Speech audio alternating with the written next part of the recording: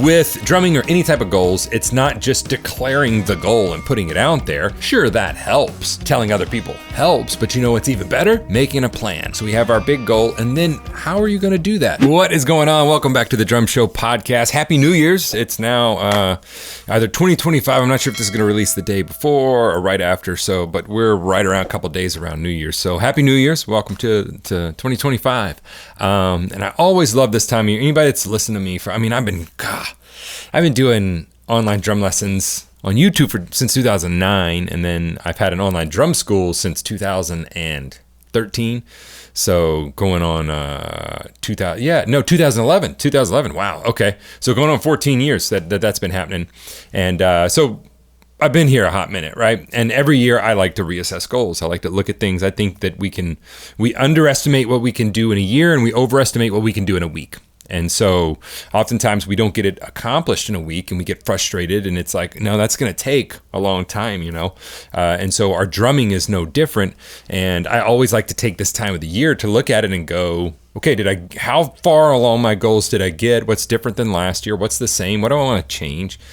And instead of making resolutions, which is just like, this year I, pledge to stop drinking coffee, or I pledge to cut down on sugar, or I'm not going to eat fast food, or I'm going to go to the gym 4 times a week, or I pledge to quit drinking alcohol, whatever your New Year's resolution is, right? Those are just statements unless we put something behind them. And the same is true with drumming. It's like that episode of The Office where Steve Carell walks in and goes, "I declare bankruptcy." And it's like, no, that's not quite how that works. You can't just walk into a room and declare it. That's not how you declare bankruptcy. And so with drumming or any type of goals, it's not just declaring the goal and putting it out there. Sure, that helps. Telling other people helps, but you know what's even better? Making a plan. So we have our big goal, and then how are you going to do that? So let's say something, I want to go to the gym. How are you going to do that?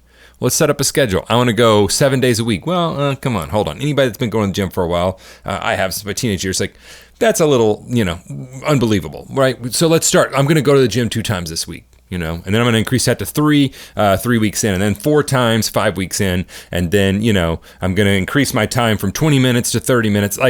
This is a plan. This is how we're doing that. What goals do you want when you get there? So with drumming, it's the same way. And one of the big questions I get is, how do I get more time to practice? And that's the question. I don't have enough time to practice. I don't get much time. And my immediate reaction to people is, well, are you using your time wisely right now?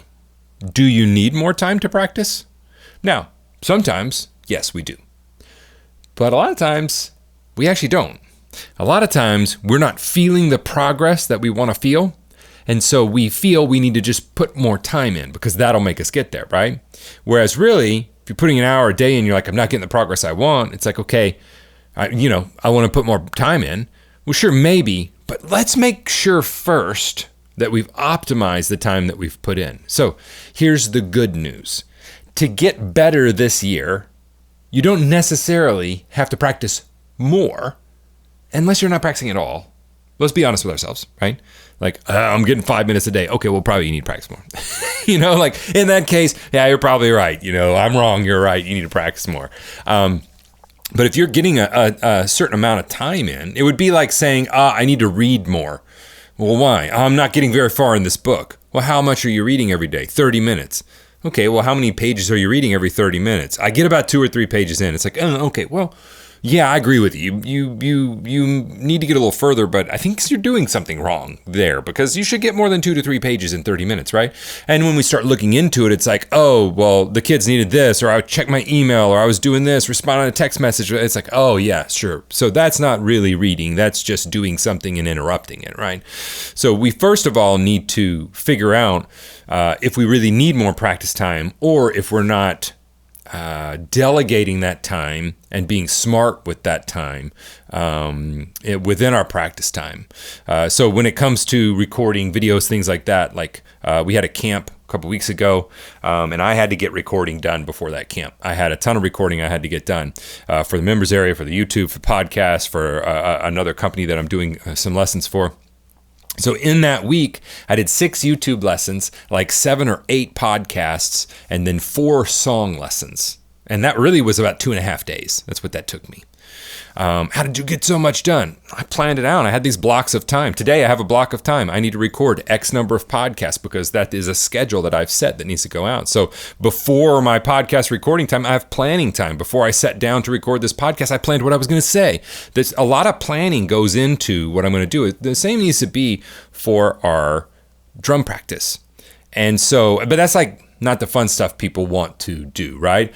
So let's talk about goals. The only way we're going to get more productive in our practice time and feel the productivity, that's really what we're searching for, right? Whenever we become drummers, we want this identity change. We want to become a drummer. That's an identity change. Fair enough. But we also are wanting to see progress towards that goal of becoming a drummer. Okay, so you've set the goal, you want to become a drummer. Okay, we're headed on our way. Now, what's the next thing we need to do? Well, we need to make some reasonable goals for what you're wanting to do in the next 3 months, 6 months, 12 months. And that could be, I got this drum book, I'm in one-on-one drum lessons, I'm, in an online drum program, that kind of a thing. And so once you get into those programs, then you want to start setting yourself up for realistic goals. Let's start with something like the rudiments. A very common way to teach the drum rudiments is that you teach one every week to 2 weeks until the student has learned that rudiment, and then you move on to the next one. You're like, Stephen, oh my gosh, did you know that there's 40 rudiments? And if I do a week each, that's going to be almost a year. Yeah, and that's a vocabulary you'll use for the rest of your life if you're a drummer. So to me, time well spent. Even better spent if you take 2 weeks to learn each rudiment. Stephen, that's 1.5 years. Yeah, I know. I mean, welcome to it. Like, I don't know, buckle up, Buttercup. That's just what we do. I don't want you to be a better drummer just tomorrow. I want you to be a better drummer next year and the next year and the next year. And to do that, we have to lay on a path that is reasonable and achievable, and then walk the path. Okay, so it being the beginning of the year, don't just say, I'm going to be a better drummer. Okay, that's not a very good goal. Let's be decisive. I'm going to go through The New Breed by Gary Chester. I'm going to go through, let's say you're in my online drum school. Let's just say that. Let's just say you're in there, right? I'm going to get through 3 lesson tracks. That's what we call courses. I'm going to get through 3 lesson tracks in the next 4 months. All right. Well, then you see how many lessons are in each lesson track, how much time you need to devote to each lesson. Let's say, okay, I got 8 lessons in each lesson track. I want to do it in 4 months. And so we got 4 weeks every month, right? You do the math. It's kind of, so that's 16 weeks. Okay. There's 8 lessons in this lesson track. I need to do 1 lesson every 2 weeks. Whew. To me, that takes this from like, oh man. And some of you are like, Stephen, that's not very much progress. For 4 months, just 3 lesson tracks. If you do them and you do it right, that's a lot of progress. And so now I look at that and I go, oh, wow, that's manageable. Okay, 1 lesson every 2 weeks. I'm going to do that. And then when we start setting these goals and trying to get to them, what happens is we have to adjust as we go, right? And that's okay. Sometimes we hit them early, sometimes it's later. But what you're doing is you're putting that out there. I want to do this. And then we just hold our feet to the fire. And what happens a lot of times with me is I see myself coming up like, man, 3 days, I got to finish this lesson. I start putting in more time then. Why? Because I see that goal I want to hit, and I hadn't hit it yet, so I'm tracking to it. And I put that on a calendar. I really do. Like it's okay to just have a calendar that hangs in your drum room, and that's your drum calendar, and you just mark on, I want to be done by this date with this course. And every day you sit down to practice, you look at that thing and you're like, crap, I'm not done with that. I got to get work on that. So when you get distracted, whenever you're checking text messages, you look at it, you're like, I got to get to this. This morning I was kind of, just walking around the studio, moving, like moving cups and avoiding the hard work, which is like sitting down and actually teaching this, right? And so I just looked at the clock and I was like, I have to have these done by 11:30. I need to get in there, period, And so your goals will help keep you on track. And then once we get into our practice time, before we start adding more time, we have to make sure that we're being efficient with the time that we are using. And so part of that for me is like, I'm recording this, okay? I have a device here. Why do I have a device? Because the device tells me exactly which podcast I'm supposed to be recording. But look at this. The device is on airplane mode. Why? Because I don't want to talk to anybody.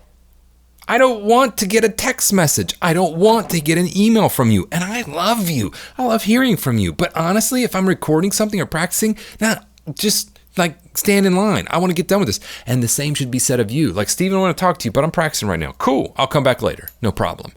But what has happened is we've started training our lizard brains to bzz, bzz, bzz, it dings and buzzes, and we check it, right? This is a tool. We needed to treat it like one. So I keep it on airplane a lot during the day, even though I use it for calendars and things like that. Okay, so don't be afraid to put that, like, we have to put parameters around our practice time. We have to put guards around our practice time. Otherwise, other things are going to start encroaching. To focus better, you don't have to concentrate on focusing more.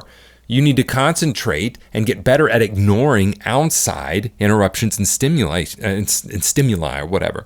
That's what we got to get better at, right? So when you're in your practice time, make sure you're putting those guardrails around it, and then make sure you're going through it in a methodical way. I teach my students core concepts for the Drum Better Daily program, which is like, zoning, working things through zones. So you have this sticking, zone 1, zone 2, zone 3, zone 4, zone 5. And by the time you go through zone 5, you're able to play it all around the kit. We have what's called assembly lines, which is an organized structure that step 1, 2, 3, 4, 5. And you can find this on some of my YouTube lessons. By the way, if you're watching this on YouTube, this is the podcast. So I'm a little bit more long-winded and I kind of chat a little bit more. If you want like those 5-minute, 6-minute, hitter, here's the top 10 tips that's gonna, like, go over to the YouTube channel, and I do a lot of that stuff, as well as play alongs and drum covers and extended 30-40 minute lessons and entertainment stuff. So, but this is really for us to dig in deep on some concepts that I get a lot of questions about. This podcast is brought to you by the Drum Better Daily program. That's actually my online drum school that I've run now for 12 plus years. Not only have I been playing the drums professionally since the age of 15, I've been teaching since the age of 18.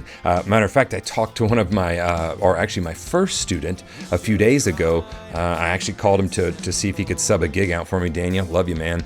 And he's still playing. He's still doing it on a pro level. And I have been committed to teaching for 22 plus years now. I would love to have you go check it out at stevensdrumshed.com. You can find a link to that in the show notes or video description, whichever platform you're watching it on. But it truly is a community of like-minded drummers where we are striving to just be the best that we can be at the drums. In addition to over 70 pre-recorded drum courses, there's also a tech talk area where we talk about everything technology related as it pertains to the drums, e-kits, recording, doing videos, all of that stuff. There are forums where you can hang out with the other students as well. We do 2 live video student calls every week that you can join if you'd like to. We do guest artist calls monthly, and I'll even make you a personalized lesson plan if that's what you need. Yes, we talk about the nuts and bolts of drumming. Yes, I give you exercises, but we also talk a lot about how to practice more efficiently,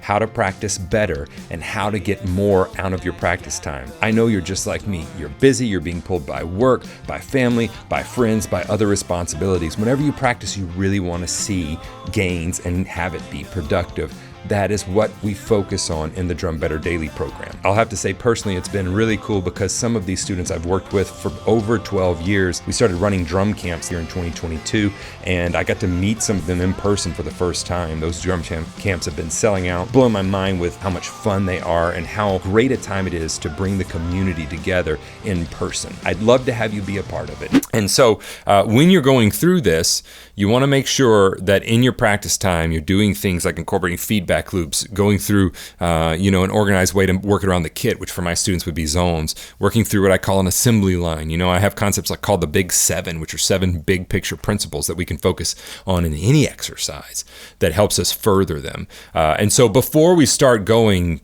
do I need more time to practice? We need to really look at how we're using the time that we already have, and are we efficiently using the time? And most of the time, we're not. We're just not, myself included, right? Most of the time, I don't need to allot more time to record a video. I just need to record the video. Most of the time, I don't need a lot more time to learn the song. There's a law, or it's a law. It's like a task will swell in proportion to the time that we give to it. So in other words, if I give this task 8 hours, recording these podcasts today could take me 8 hours. I could just drag it out, go make some tea, and then go get some lunch and go talk to Grant in the next room and then go check my email. Like, I could make this last. I don't want to do that. I want to get it done because I got I get to play the drums later today. I would like to get to that, right? And so we have to be organized about that. Another thing I always ask them before they start adding more practice time is, let's say you're like, Stephen, I'm getting in 45 minutes to an hour a day. That, especially if this is a hobby for you, that is a significant amount of portion of your day. If you only have 24 hours in a day and you're going to spend, let's say, 7 to 8 of those sleeping, well, now we've reduced that to only have 16 hours during the day. One of those hours, 1/16 of your day is spent doing a hobby. That's a significant portion, especially if you're like, well, I'm still working, so I work an 8-9 hour day. Okay, well, now we took that from 16 hours to now we only have 8 or 7 hours. So you're going to tell me that 1/7 or 1/8 of your free time for every day you're devoting to something, that's a significant portion of your free time. You should get some return for that. So a lot of times what I like to do before I start increasing practice time, if I see that it's like, okay, now if you're wanting to be a professional drummer, you want to, like, we may need to be putting more time into this. But before we go, I always say, okay, cool. You also need to see your spouse. You need to see your kids. You need to see your dog. You need to, like, do other things beside drums. So a lot of times I'll start going, okay, well, your practice time, the amount you're allotting it looks to be pretty good. But what about outside of there? Is there some found time that we can reclaim and use for practicing? Let me give you some examples of this. Driving into the studio every day, it takes me between 24 and 26 minutes because I like to go the back roads because it goes through the woods and I prefer that drive, right? I could get here quicker, but why? I could take 3 or 4 more minutes and make it more enjoyable. So when I'm doing that, I have some type of music I'm listening to. I have some type of podcast that I'm listening to. That is not idle time for me. A lot of times I use it to think through projects. That's not idle time for me. I don't just waste that time. I don't try to drive and like scroll social media. Don't do that. I try to have a purpose for that ride. On this ride, I'm going to listen to Stephen's podcast. I mean, that would be an amazing. Come on, everybody. Driving, listening. I'm kidding. But I'm kind of not. If this is something that you're dedicated to and what I say resonates with you, that would be a good time. It's found time. Another good spot of found time that I see is my lunchtime. It doesn't take me half an hour, 45 minutes to eat lunch, even though I kind of would like to take a little break then. It doesn't take me that long to just eat. After like 10 or 15 minutes, I'm kind of bored. I'm like, well, I ate my sandwich. So, and I own the business. Like, what am I supposed to do? So that's whenever I use that found time, I usually use that to go walk. I like getting outside, I like walking. So I usually do a 20, 25 minute walk after lunch. And I usually use that time. So see, I'm stacking my found time. I have some time at lunch where it's like, yeah, I finished my lunch in 15 minutes. Okay, I'm going to go for a 20-minute walk. Well, I can either choose to just listen to the sounds that are going on around me. A lot of times I choose to call my wife because we kind of connect at lunch. Now we've kind of made that a new rule for things. It helps me plug into work and helps her plug into doing her stuff. And then we check in with each other midday instead of just massive amounts of texts where every 3 minutes it's like, hey, did you, give $1 to the kid for Snack Shack at, whatever that is. And that's important stuff, but we kind of delegate. So now I use my found time to do something I wanted to do, getting outside, getting some exercise, but also I'm using that found time to connect with my wife. Or, hey, I've been wanting to dig into this album from this band. So I'm going to use that found time at lunch to do some critical listening. And every day you listen to the same album and you grow with it, right? So that's one of the things that we can do is make use of found time. And this is huge. This is actually huge for me right now and where I am in life. Anytime I can have to like plug in and listen to music, be inspired by music, I want to spend it doing that because, things are busy, right? So I'm just at a busy point in life. So other than that, there are music related activities outside of practice time that we can also do that push us towards our goal. Let's say our goal is you want a deeper groove and you're working on, let's say you're working on the Nude Breed, which works on a lot of groove and independence within the groove. You're like, I want a deeper pocket. I would make myself a critical listening playlist that involves pocket. And even though you may be playing this more complicated pattern, you might be like, okay, that sounds just like, a white sheet of paper. I want it to sound really, really good. So you start putting the time in to make that groove. There's tons of listening you can do We should listen 10, 20 times more than we do. And there's a couple times there's enjoyment type of listening. There's critical listening, which is where you're listening and dissecting what you're listening to. That may be like making a quickie chart of it or something like that. Then there's also just listening for what I would call trigger listening. So listening that kind of triggers me. So there's music I listen to while I'm working. A lot of the classical piano sonatas I'll listen to like while I'm trying to do planning for work, like planning this podcast. I may listen to that on the way home to kind of let my brain let go. There's playlists that I listen to when I work out. Those are trigger type songs that trigger me, and I'm trying to train them to trigger my body to do certain things related to the music. You can also do reading during your day. Any found time you can do to do music related reading. You can do watching. So have these documentaries. I got 30 minutes. I'm going to watch, let's say at lunch, you're like, I've been wanting to get through this music documentary. Instead of scrolling social media every day at lunch, I'm going to watch this documentary until I'm done with it. Right. Live shows, going out to live music discussions and hangs with friends. This is huge for me. I love discussion. This is one of my favorite things about being on the road with my buddy Johnny and Tyler too. We had so many discussions about music. You know, I have playlists that Johnny and I would sit there and make. And I'm like, let me just put this on a playlist. And I'd start, I remember we were at an airport coming back from Canada, and I was making a playlist on funk. So I said, I'm trying to make this playlist on funk to kind of be, historically, and he's like, well, what kind of funk? And I was like, well, I don't know, Johnny. I was just thinking funk. He's like, well, I mean, we really should segment what kind. We talk about acid funk. We talking about, West Coast funk. We talking about, and I'm like, you're right. Okay. So, and we dug deep for a couple hours just having fun, eating and discussing funk, These are all forms of practicing for a musician, And then jams and rehearsals are just as good for finding time to play the drums. So I want to curate a life around drums, but that life needs to come from knowing, okay, I've got enough practice time. I'm practicing 30, 60 minutes a day. That's enough. Am I making use of that time? Yes, I'm making very efficient use of that time. Do I have my goals that I'm pushing towards? Yes, I have my goals that I'm pushing towards. Are you keeping a practice journal? Yes, I'm keeping a practice journal. So I can see are you celebrating those daily wins? Yes, I'm doing that. And then once you get to the end of all of that, then do you really need more practice time? Sometimes the answer is yes.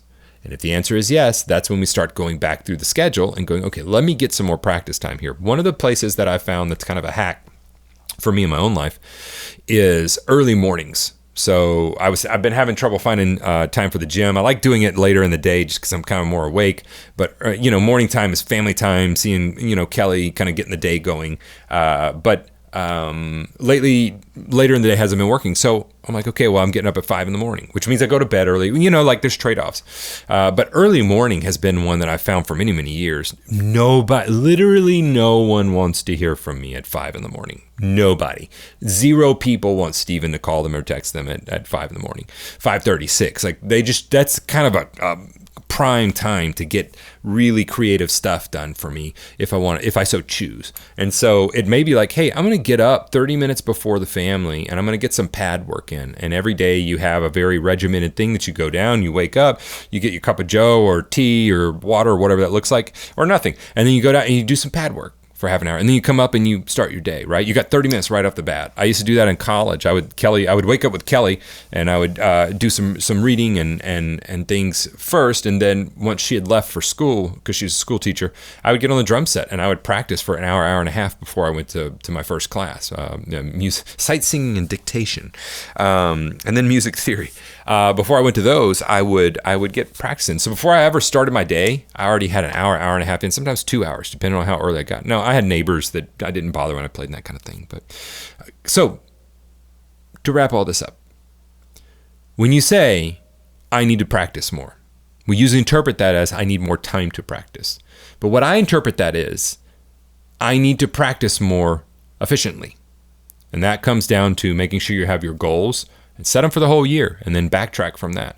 Make sure you're tracking to those goals, making sure that your whole day is efficiently built around what would a musician do, what would a drummer do if they had some free time, making sure that when you're in your practice time, it's dedicated to practice and you have things on airplane mode, things like that, making sure that you're working in an organized fashion. And then I'm going to look at it and go, okay, do I actually need some more time to devote to it? So anyway, that's my 2 cents on it. Hopefully that helps you a little bit. Put in the comments your thoughts on this or any hacks that you found or things that help you as well. If you ever got any questions, you can always email help@stevensdrumshed.com. I love to hear from you, and you may see your question featured on the podcast too.